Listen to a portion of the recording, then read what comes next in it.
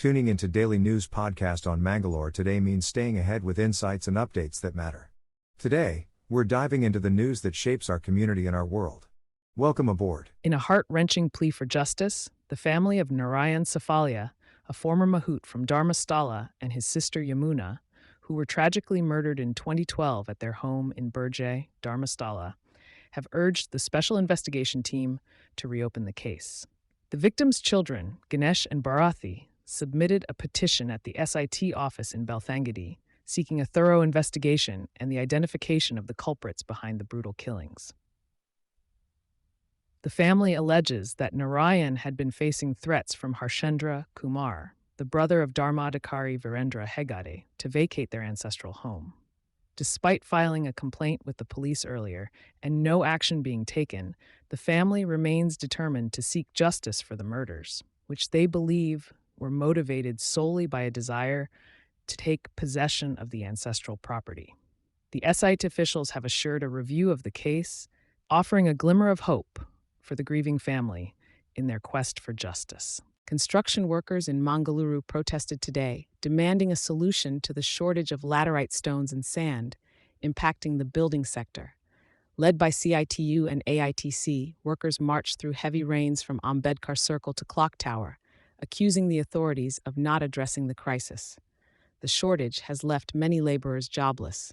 Leaders like Yadav Shetty and Vasant Achari participated in the protest, urging immediate action to ensure a steady supply of materials. In a recent incident during the Sri Krishna Janmashtami celebrations at Thokottu in Mangaluru, two individuals named Deepak and Kiran were apprehended by the Ulal police for harassing a woman constable. The altercation occurred at the Mosarukudik Utsava, where the accused allegedly misbehaved and tried to outrage the modesty of the female constable while she was on duty at Ola Peet. The incident took place amidst a large crowd of devotees present during the procession. The Ulal police have registered a case in this regard and are conducting further investigations into the matter. In a remarkable display of courage and determination, Wilma Carvalho, a 57-year-old bike enthusiast from Kundapur, has added another feather to her cap by completing a challenging 1,300 kilometers bike ride to hoist the Indian national flag at the Siachen glacier near the China border in celebration of Independence Day. This adventurer, who had earlier conquered the world's highest motorable pass with her daughter, undertook this epic journey with a team of 6 riders. Battling harsh conditions and moments of doubt, they persevered through the Leh Zanskar Valley route, culminating in the triumphant flag hoisting at Siachen. Wilma's passion for biking and exploration of the Himalayan routes shines through her audacious spirit, inspiring others to push their limits and chase their dreams. In Bantwal, a man from Kundapur has reported a theft of Rs 1 lakh in cash at the Bantwal police station. Ranganath, the complainant, had brought the money to purchase a car but discovered the theft 2 days later. He recounted that 2 bundles of Rs 50,000 each were missing from his pocket.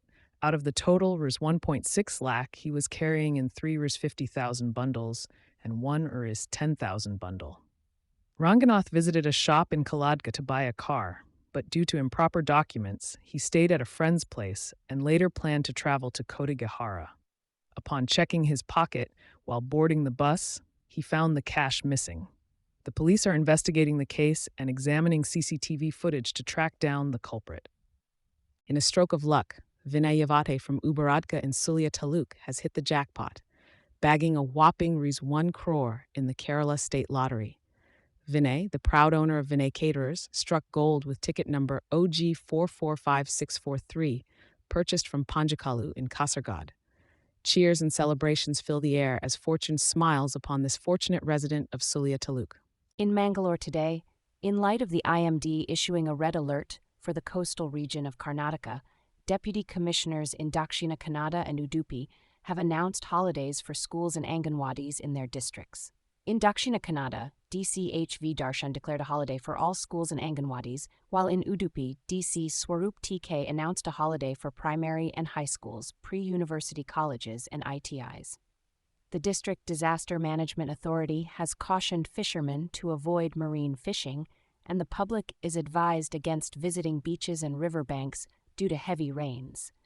Stay tuned to Mangalore today for further updates on the weather situation. In a recent development, BJP State President B.Y. Vijayendra criticized the state government for not taking action against the alleged smear campaign related to the ongoing Site probe into burials at Dharmasthala. Vijayendra, along with other senior BJP leaders, expressed concerns about conspiracies targeting the temple. Despite the deputy chief minister acknowledging the issue, Vijayendra questioned the lack of government action against such forces. The BJP leaders, including C.T. Ravi and Chalavadi Narayanaswamy, visited Dharmasthala to offer prayers and hold discussions with Dharmadhikari Dr. D. Virendra Hegad regarding the matter. Stay tuned to Mangalore today for further updates on this developing story. In the latest political developments in Mangalore, the opposition bloc is contemplating a motion to remove Chief Election Commissioner Janesh Kumar amidst allegations of vote fraud. The opposition parties, in a meeting at Parliament, discussed the possibility of bringing this motion, although it requires a two-thirds majority in both houses of Parliament. Chief Election Commissioner Janesh Kumar had recently criticized the opposition's claims of vote fraud, calling them an insult to the Constitution. Rahul Gandhi's allegations of vote fraud in the Mahadevapura Assembly segment during the 2024 Lok Sabha election have sparked this ongoing controversy. Meanwhile, the Congress leader has launched the Voter Adhikar Yatra in Bihar, challenging the voter list revision process. The poll body chief has refuted these allegations, emphasizing the transparency of the electoral process and demanding proof of any irregularities. The political situation remains tense as the opposition plans its next move in response to the Chief Election Commissioner's statements. In a shocking incident in Shivaji Chowk, Telangana, a 28-year-old man named Mogalaya lost his life in a tragic road accident after being hit by a tipper lorry. The Telangana police faced criticism as they were forced to carry his body on a pushcart to the hospital for a post-mortem as the ambulance failed to arrive, leading to a viral video on social media.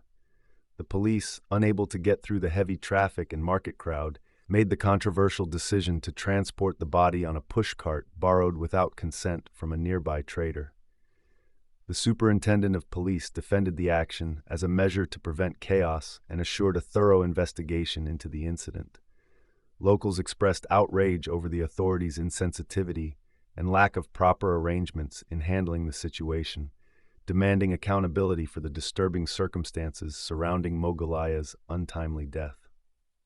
In a show of solidarity, opposition MPs from various parties of the India bloc staged a protest at Parliament House complex against the Election Commission's voter roll revision in Bihar.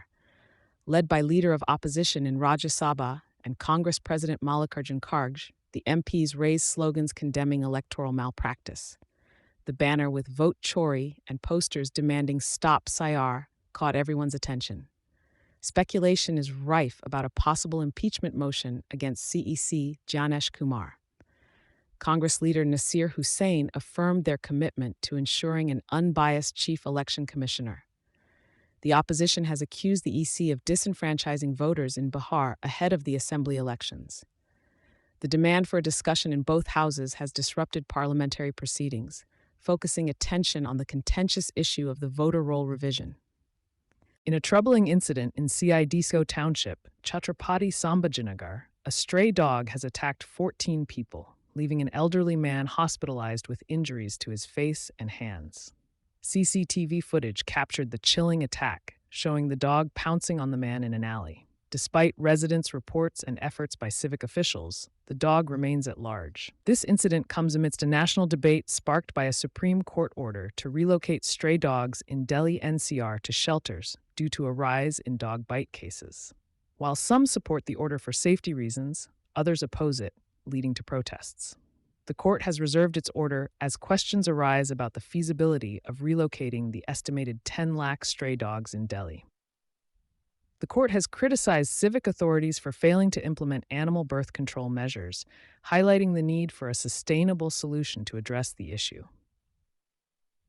In a recent development, Rajya Sabha member Lahar Singh Saroya from the BJP has called upon the Election Commission of India to investigate an audio clip allegedly featuring Congress MLA Shivalinga Gowda from Arasakera, who claimed money was distributed in Hassan Lok Sabha constituency during the 2024 elections.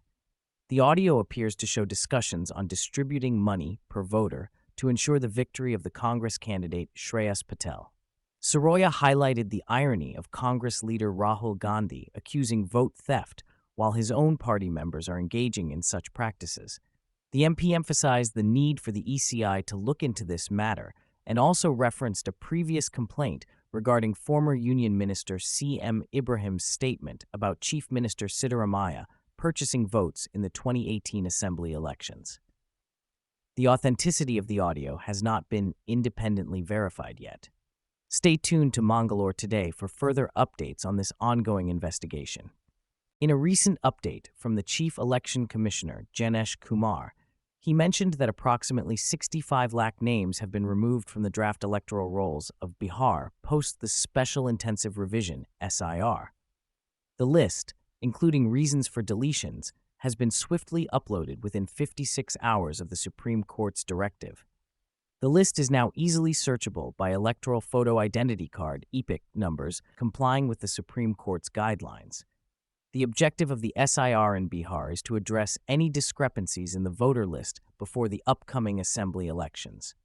With over 10 such revisions conducted nationwide, the SIR was necessary due to complaints from various parties and voter migrations.